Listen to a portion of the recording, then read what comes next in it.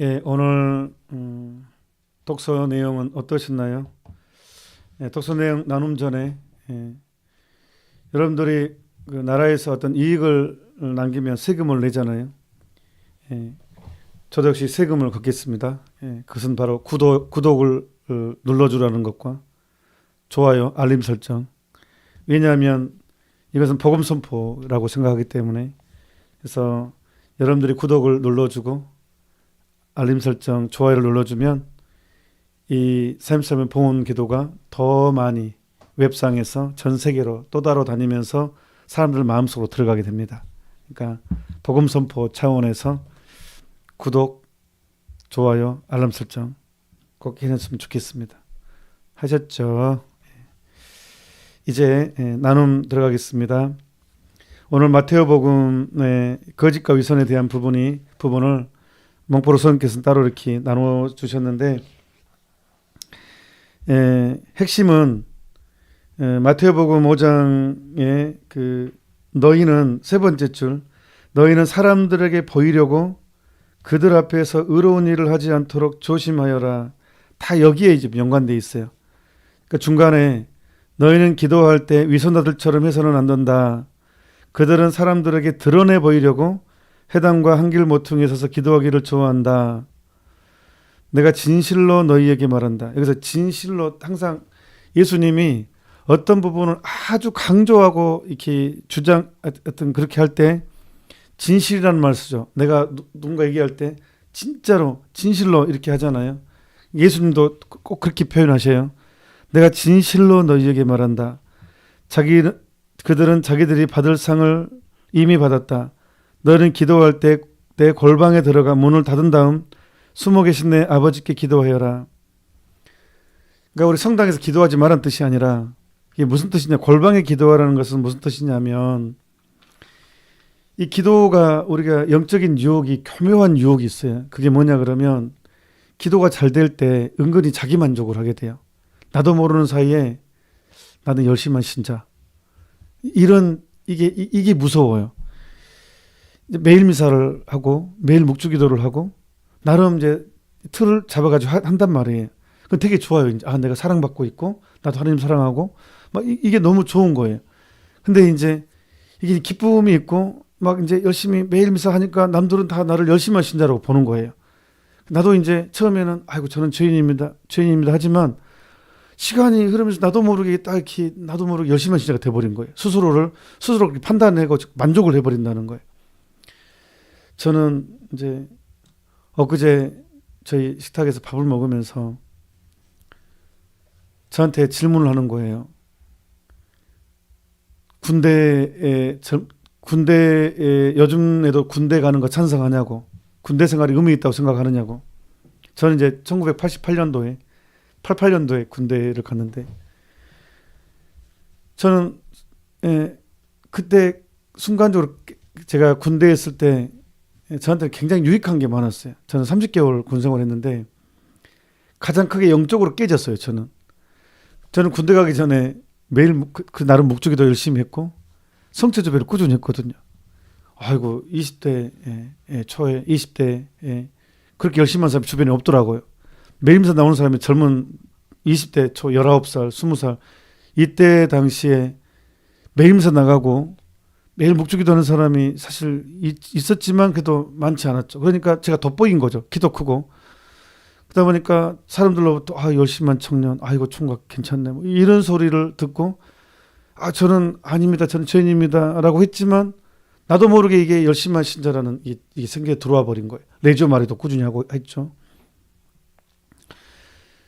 근데 이게 언제 박살났냐 그러면 군대에서요. 제가 열심한 신자니까 저 잘 참을 줄 알았거든요. 배가 고파도 저는 열심한 신자니까 더 이렇게 딱 참고, 훈련을 받을 때도 나는 열심한 신자니까 또 나름대로 양보도 할 줄 알고, 그래 배고픈 동료에게 내 건 네가 먹어 나눌 줄 알았거든요. 왜? 나는 열심한 신자니까. 근데 극한 상황에 오니까 내가 더 하더라고요.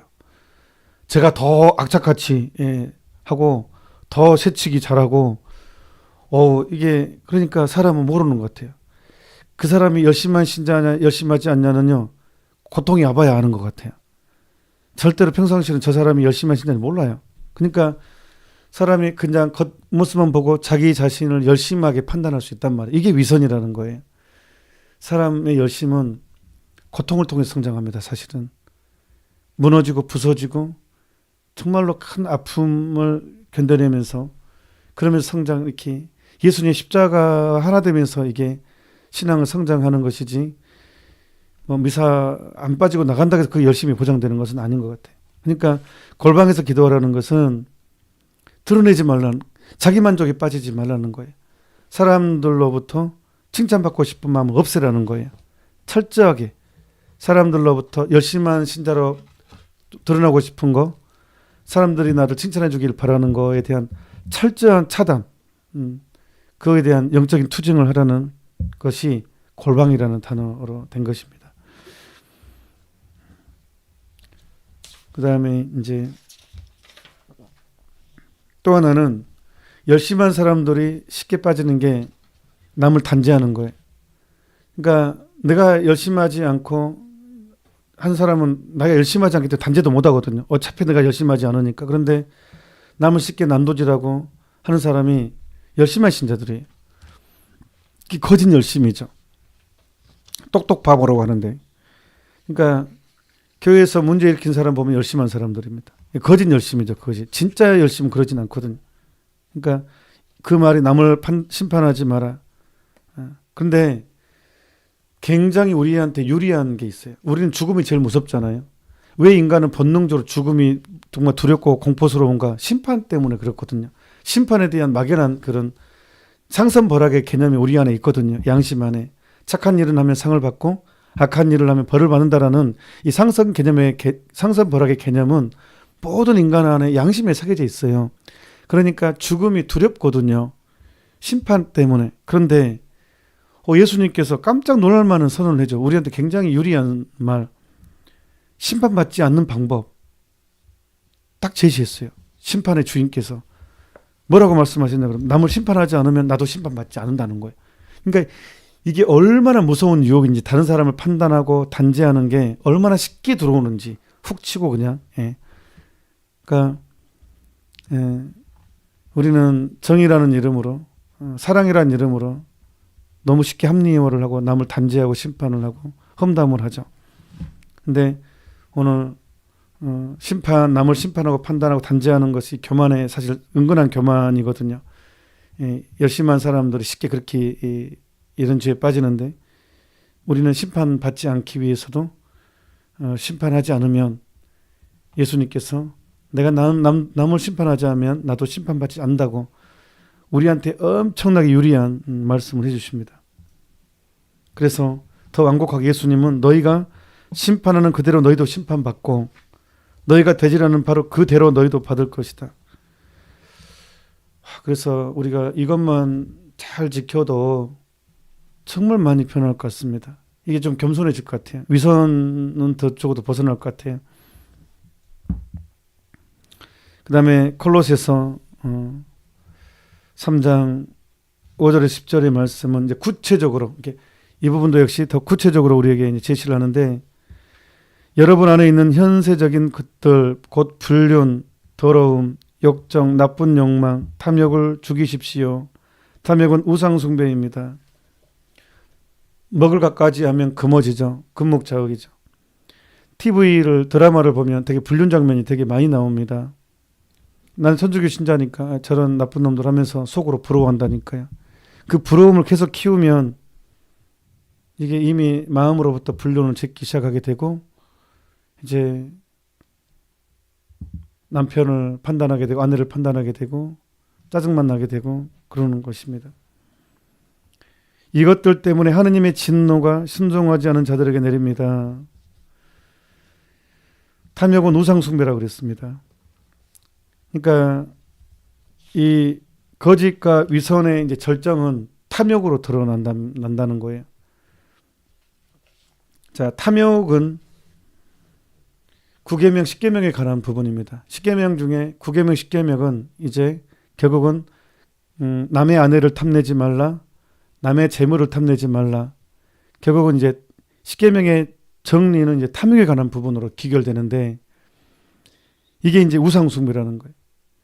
그러니까 하느님이 있어야 될 자리에 하느님이 내 삶의 첫 자리에 있어야 되는데 그 첫 자리에 있어야 될 하느님이 안 계시고 내 욕망이 자리 잡고 있는 것, 이것이 우상숭배입니다. 근데 이 우상숭배의 탐욕이 우상숭배인데 이 탐욕은 두 갈래로 이제 나눠요. 그게 바로 시기질투로 빠집니다. 이게 탐욕의 결정체입니다. 시기질투는. 그래서 이 가톨릭 교회 교리서에 이 시기질투, 탐욕에 관한 부분이 나오는데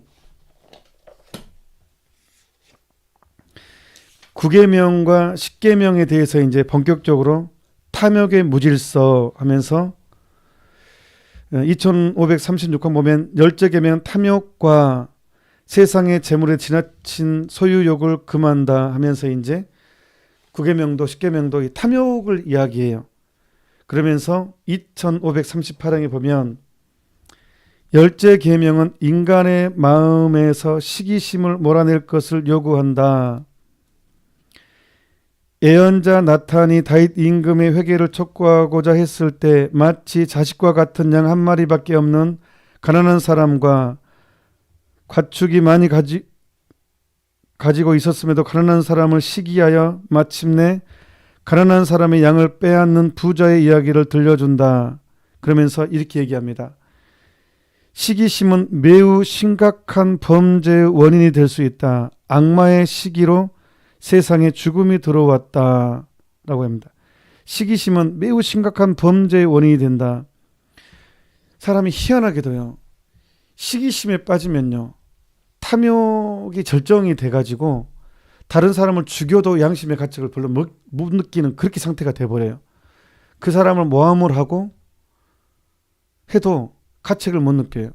자, 예수님을 왜 죽였어요? 바리새파 사람 율법학자들이 예수님 뭐 죄를 지었나요? 하느님을 왜곡했나요? 근데 예수님을 죽여요. 그 바리새파 사람들과 율법학자들이 예수님의 어떤 부분 때문에 이 사람들이 증오에 있었냐 그러면 딱 그거예요. 시기 질투예요. 예수님께서 군중들로부터 많은 영향력 끼쳤을 때 자기들이 누리고 있었던 걸 빼앗긴다고 생각한 거예요. 헤로데처럼.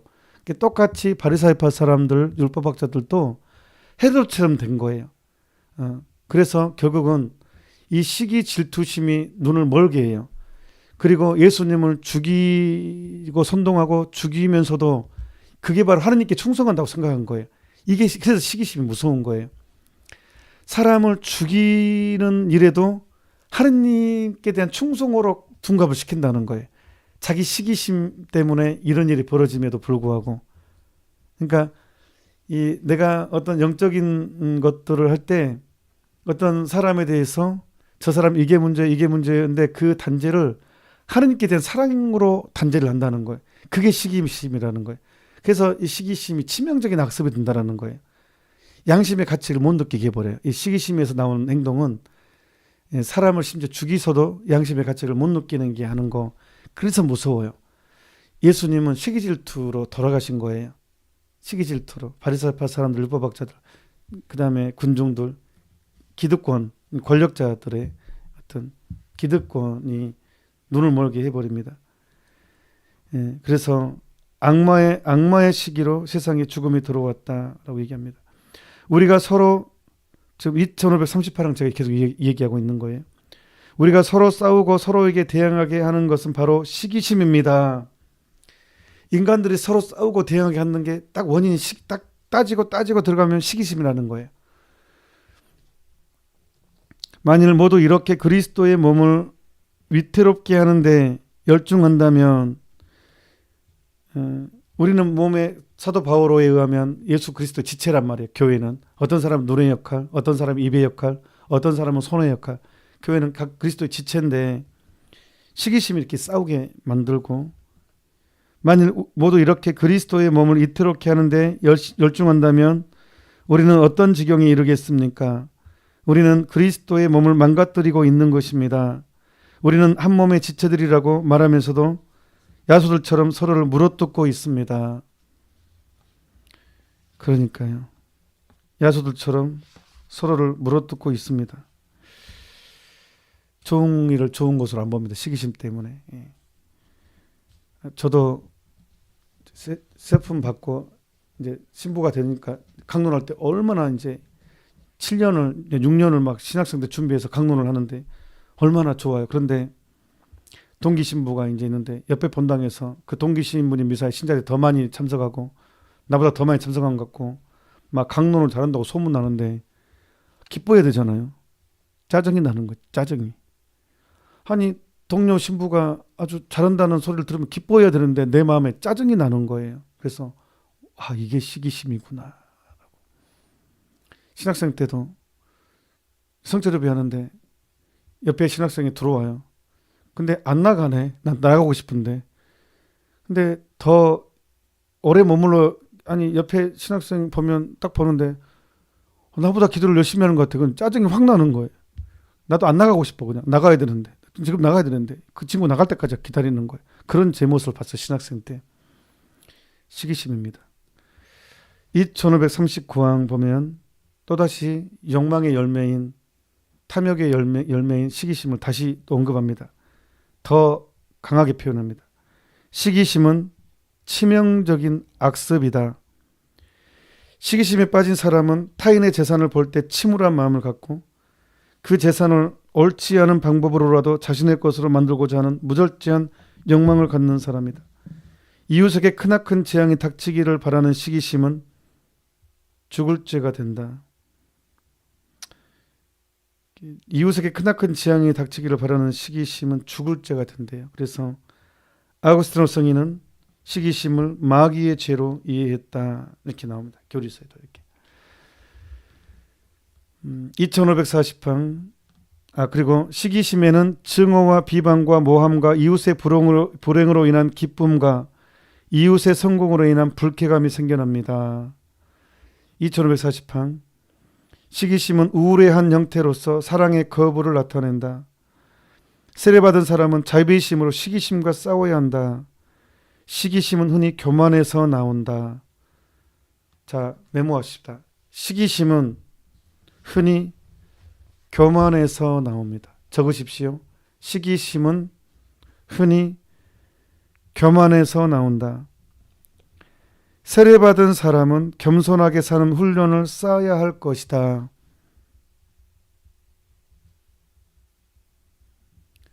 세례받은 사람은 겸손하게 사는 훈련을 쌓아야 할 것이다.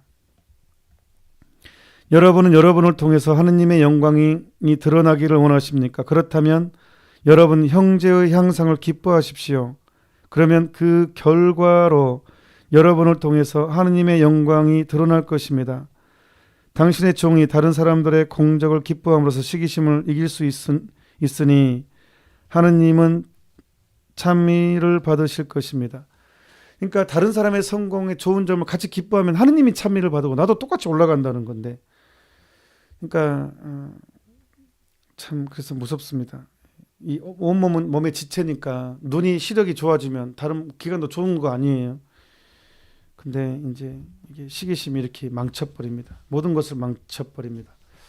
그러니까 위선과 거짓과 위선이라는 거 이게 우리가 예수님을 사랑한다고 하면서 이 탐욕, 우상 숭배는 결국 시기 질투에 빠지게 되고 결국은 내가 겉으로는 천주교 신자지만 이 삶은 거짓과 위선의 삶을 살게 된다는 것입니다. 높은 사람이든 낮은 사람이든 이 시기심은 제일 무서운 것 같아요. 보세요. 성서도 보세요. 이 다윗 사울 왕이요. 좋게 전쟁에 승리하고 사울도 대단한 사람이에요. 영모도 훌륭하고 아주 정말 사울이 나름 괜찮았어요. 그런데 한 방에 사람이 뒤집어져 버려요. 전쟁에서 승리했는데 사람들이 소구치며 춤추면서 환영하는데 환영 행사에서 뭐라고 해버리냐 그러면 사울은 수천을 치고 다윗은 수만을 쳤다네. 이 말에 완전 팩 돌아버려요 사람이. 그래서 그렇게 다윗을 끝까지 미워하잖아요. 그 시기심 때문에 이 사울이 자는 왕임에도 불구하고 모든 권력과 모든 것을 가졌음에도 불구하고 전쟁에서 승리하고 왔는데 자기가 총사령관이니까 전쟁에 승리는 자기 것임에도 불구하고 한마디에 맛이 가버려요. 다윗은 수만을 치고 사울은 수천을 쳤다네. 사울은 수천을 치고 다윗은 수만을 쳤다. 이 말에 뿅 가가지고 그때부터 그 뛰어난 그 자기를 위해서 목숨을 바치는 이 다윗을 죽이려고 달려듭니다. 전쟁까지 일으키고 그래서 결국 왕국도 빼앗기고 자식도 죽고 자식도 망가지고 자신이 망가지면서도 계속 미워해요. 이게 시기심이 이렇게 무섭습니다. 자기가 망가지는 것을 느끼면서도 계속 미워하고 계속 괴롭히고 끝까지. 예. 이게 진짜 시기심은 정말 무서워요. 예. 사울과 다윗 보더라도 그렇고 바리사이파 사람 율법 예수님을 주기적으로 달려드는 그 사람들도 그렇고 또 성인 성녀들도 뭐 결국은 이것 아니겠어요. 가장 가까운 사람이 가장 무섭게 뒤통수를 때리죠. 그렇습니다. 예. 그래서 골로새서는 이 탐욕 아주 다이렉트로 얘기합니다. 이 위선과 거짓과 이손에 빠지지 않기 위해서는 현세적인 것들 곧 불륜, 더러움, 욕정, 나쁜 욕망, 탐욕을 죽이십시오. 탐욕을 아예 죽이래요. 철저하라는 게 아니라 탐욕을 죽이래요. 탐욕은 우상숭배입니다. 시기질투를 빼야 됩니다. 세례받은 사람은 있는 힘을 다해서 겸손의 덕을 쌓도록 해야 됩니다. 그러나 이제 분노, 격분, 악의 중상 또 여러분 입에서 나오는 수치스러운 말 따위는 모두 버리십시오. 그러니까 내 입에서 다른 사람에 대한 분노, 단죄 같은 그런 것들이 나오지 않도록 그렇게 되면 그게 바로 위선인데 거짓이 된다는 것입니다. 우리는 세례받은 천주교 신자들이기 때문에 그렇습니다. 준주성범 제2권 4장에서 1장 1항 2항 보면 사람이 세상 것을 떠나 위로 오르는데 두 날개가 있다. 천상 우리가 하느님 나라에 가려면 반드시 순박과 순결의 삶을 살아야 한다는 것입니다. 새는 두 날개로 가죠. 순박과 순결함. 지향에는 반드시 순박이 있어야 할 것이요 감정에는 반드시 순결이 있어야 할 것이다. 그러니까 사도행전 14장 22절에 보면 우리가 하느님 나라에 들어가려면 반드시 많은 고난을 당해야 됩니다. 아니 고통 없이 어떻게 승리를 쟁취할 수 있고 싸움 없이 어떻게 승리할 수 있겠어요. 그러니까 근데 성체성사의 은혜, 묵주기도의 삶을 사는 사람들은 이미 하느님의 힘으로 성모님의 힘으로 승리를 하는 거죠. 그러니까 그래서 이제 우리의 삶은 순박하 순결함. 그래서 눈의 쾌락을 절제해야 되는 것이고 제나콜로의 성모님께서 가장 사랑하는 당신 사제들에게 책 첫 장에 나와요. 매스미디어 조심하라고. 눈의 쾌락에 빠지지 않도록 호기심이라든가 이게 눈을 통해서 정말 이게 불륜과 모든 방탕함에 들어오는 경우가 되게 많거든요. 그래서 영성 생활의 시작은 눈에 대한 절제로 시작되는 것 같아요. 그 다음에 이제 2항에 보면 내가 안으로 착하고 조촐하면 모든 것을 껄낌없이 볼 것이요 잘 알아들 것이다. 조촐한 마음은 천국과 지옥을 투시한다. 무슨 뜻이냐면 조촐한 마음이 천국과 지옥을 투시한다는 것은 뭐냐 그러면 결국 순박과 순결한 마음, 겸손한 마음이죠. 겸손한 사람은 올바른 분별력을 갖는다는 거예요. 악과 선과 악의 올바른 분별력을 갖춘다는 거예요. 겸손한 사람, 조촐한 사람, 다른 말로 순박과 순결의 삶을 지향하는 사람은 올바른 신앙에 대한 감각, 센스 피데이, 올바른 분별력을 갖는다. 그게 바로 조촐한 마음은 천국과 지옥을 투시한다. 가끔 어린아이들이 진실을 얘기하는 때가 많아요. 보면 어떤 걸 얘기하면 깜짝깜짝 놀랄 때가 있죠. 애들한테. 순박해서 그래요. 조촐한 마음 때문에 올바른 분별력이 있기 때문에 천국과 지옥을 투시하는 것입니다. 그 다음에 이 세상에 무슨 즐거움이 있다면 이는 과연 마음이 조촐한 사람의 소유물일 것이다. 또 어느 곳에 무슨 곤란이 있어 걱정이 있다면 이는 양심이 악한 자가 제일 잘 경험할 것이요. 결국은 이렇습니다. 우리가 인생이 세상을 거슬러 산다는 것은 힘든 일이지만 평화가 있다는 거예요. 그 내적인 기쁨이 있어요. 그런데 세상의 쾌락을 즐기는 사람들 있잖아요. 그 사람들은 세상의 쾌락을 즐기는 것 같으면 죄를 짓는 순간 이미 고통을 겪어요. 이 평화를 잃어버리거든요. 그러니까 죄의 열매는 순식간에 죄를 짓자마자 사람은 평화를 잃어버리고 두 번째 짜증을 냅니다. 평화를 잃어버리고 화를 내요. 이게 죄의 열매거든요. 자, 적으십시오. 죄의 열매. 평화를 잃고 화를 낸다. 이게 죄의 두 가지 열매예요. 기본 두 가지 열매. 그러니까 죄인은 지옥을 가기 전에 이미 죄는 그 자체로 이미 벌을 받고 있는 거예요. 짜증이 나고 평화가 없거든요. 죄를 지으면 이미 그 자체로 평화가 없어지는 거예요. 우리 삶에서. 그러니까 이미 죄는 누가 뭐라 하지 알든 모르든 누가 단죄를 하든 않든 이미 죄는 그 자체로 벌을 받고 있는 것이다. 마음의 평화가 없음으로 인해 가지고 우리가 반대로 우리가 뭐 세상적인 고통이 많이 있더라도 양심이 깨끗하면 이미 기쁨이 있잖아요. 내가 어떤 고통을 당할 때 깨끗한 양심을 가진 사람 고통이 힘들지만 양심의 평화 때문에 기쁨이 있습니다. 고통 안에서도. 이 신기해요. 희한해요 이게. 억울함 가운데서도 기쁨이 있다는 거예요. 이거는 진짜 경험하지 않은 예수님을 만나지 않으면 맛볼 수 없는 거죠. 이것은 하느님이 주신 거 안에서. 그러니까 성인들은 여유가 있었던 거예요. 토마스 모 성인은 교수형 당할 때 할 말이 없냐 할 때 유머를 남기죠. 이게 하느님을 누린 사람의 특징인 것 같아요. 유머가 있는 것 같아요. 그 가장 극적인 그 참수당하는 가장 고통스러운 상황 안에서도 유머러스한 말을 한다는 거예요. 그리고 뭐 그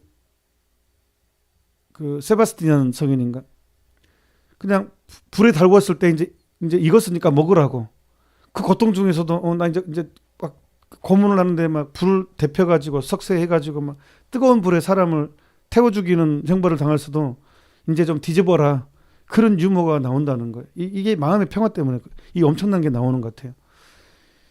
예. 우리 순교 성인들도 김대건 칼을 좀 잘 이렇게 해라 이렇게 칼을 좀 대주고 이렇게 손 잡아 이렇게 해주고 막 하잖아요. 그게 이거 같아요. 그래서 준수성범 2권 4장 2장 2항은 바로 마음이 조촐한 사람들이 갖는 이 특권과 은총에 대해서 말씀을 했습니다. 자, 오늘 주제는 제 9일째 주제는 거짓과 위선입니다. 우리는 열심한 신자로 드러나고 싶은 마음이 있어서는 안 됩니다. 추호도 눈금만큼도 그거 있으면 바로 거짓과 위선에 빠지게 됩니다. 내가 열심한 신자로 드러나고 싶은 마음, 그게 은근한 교만, 그건 정말 양심 정찰을 잘해야 됩니다. 교만은 남들이 다 저 사람 교만한 걸 느끼는데 본인만 몰라요. 자기를 높이는 죄이기 때문에. 그래서 무섭습니다. 죽음은 그게 영적인 죽음이거든요. 양심의 가책을 못 느낀다는 것, 죄의식을 못 느낀다는 것, 이게 영적인 죽음입니다. 그래서 내가 시기심이 있거나 질투를 느낀다. 그러면 양심 성찰을 해서 내가 하느님만으로 기뻐하지 않고 내 욕망이 아직 내 안에 살아있구나라는 이게 증거가 되거든요.